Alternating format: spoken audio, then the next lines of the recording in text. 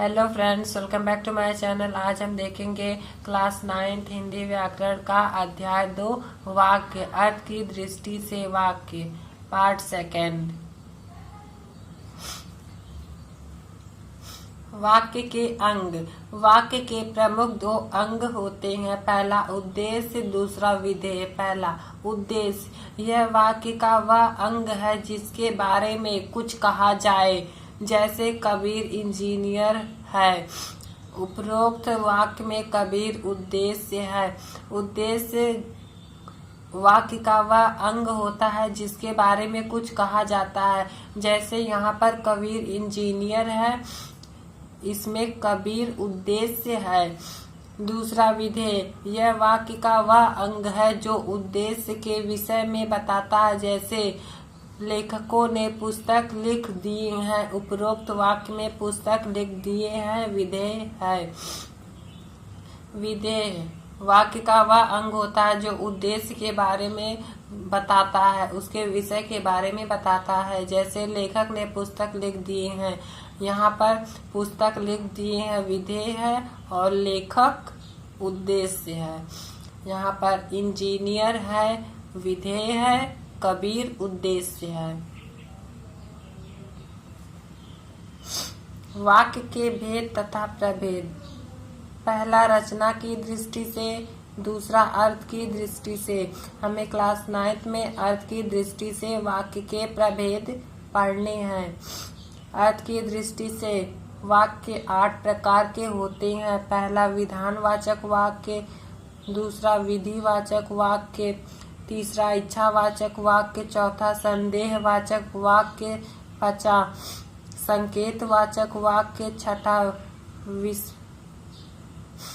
विस्मयवाचक वाक्य, सातवां प्रश्नवाचक वाक्य, आठवां निषेधवाचक वाक्य। पहला विधानवाचक वाक्य, जिस वाक्य में किसी वस्तु या कथन या व्यक्ति की स्थिति अथवा अवस्था का बोध हो, उन्हें विधानवाचक वाक्य कहते हैं। विधानवाचक वाक्य, जिस वाक्य में किसी वस्तु या कथन या व्यक्ति की स्थिति अवस्था का बोध होता है, वहाँ विधानवाचक वाक्य कहते हैं, जैसे वह कल लौट आया था। दूसरा विधिवाचक या आज्ञावाचक वाक्य, जिन वाक्यों में आज्ञा, आदेश, प्रार्थना, विनय आदि का भाव प्रकट होता है, उन्हें आज्ञावाचक या विधिवाचक वाक्य कहते हैं, जैसे आप बैठकर पढ़ो, घर से बाहर जाओ। विधिवाचक या वाक्य आज्ञावाचक वाक्य क्या होता है, जिसमें आज्ञा, आदेश, प्रार्थना, विनय आदि का बोध होता है, उसे आज्ञावाचक या विधिवाचक वाक्य कहते हैं।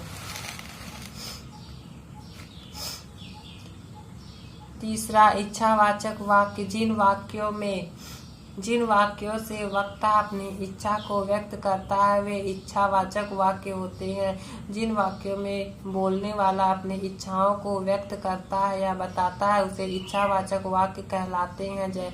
इनमें वक्ता श्रोता से कोई प्रत्यक्ष अपेक्षा नहीं होती है, वह दूसरे के प्रति शुभकामना रखता है, जैसे मोहन अब चला जाए, दीपावली शुभ हो। संदेहवाचक वाक्य, जिन वाक्यों में वक्ता को क्रिया संपन्न होने में संदेह हो, वे संदेहवाचक वाक्य कहलाते हैं। संदेहवाचक वाक्य वह होते हैं जिनमें वाक्यों में वक्ता यानी बोलने वाले को क्रिया संपन्न होने में संदेह होता है, उसे संदेहवाचक वाक्य कहते हैं, जैसे शायद वर्षा हो जाए, वह इस समय आता होगा। पांचवा संकेतवाचक वाक्य, जिन वाक्यों में विधान किसी शर्त के पूरा होने के बाद हाँ, वे संकेत वाक्य कहलाते हैं। जिन वाक्यों में विधान किसी शर्त के पूरा होने के बाद होता है, वे संकेतवाचक वाक्य कहलाते हैं। इन वाक्यों में एक क्रिया पूरी होने के बाद ही दूसरी क्रिया पूरी होती है, जैसे अगर वह आएगा तो मैं जाऊंगा। विस्मयवाचक वाक्य, जिन वाक्यों में आश्चर्य, हर्ष, शोक, घृणा आदि भाव व्यक्त होते हैं वे विस्मयवाचक वाक्य कहलाते हैं। जिन वाक्य में आश्चर्य, हर्ष, शोक, घृणा आदि का भाव होता है उसे विस्मयवाचक वाक्य कहते हैं। इनमें श्रोता की उपस्थिति अनिवार्य नहीं होती है। वक्ता कभी कभी अकेले में अचानक बोल उठता है। ये कथन उद्गार मात्र है, अतः इन्हें उद्गारवाचक वाक्य भी कहते हैं। जैसे हाय मैं मर गया, काश मैं यहाँ होता। प्रश्नवाचक वाक्य, जिन वाक्यों में प्रश्न किया जाए उन्हें प्रश्नवाचक वाक्य कहते हैं। जिसमें प्रश्न किया या पूछा जाता है उसे प्रश्नवाचक वाक्य कहते हैं। इनके मूल में जिज्ञासा होती है। जैसे तुम कब आए, कल कौन आया था। निषेधवाचक वाक्य, जिन वाक्यों में किसी कार्य के निषेध का बोध होता है उन्हें निषेधवाचक वाक्य कहते हैं।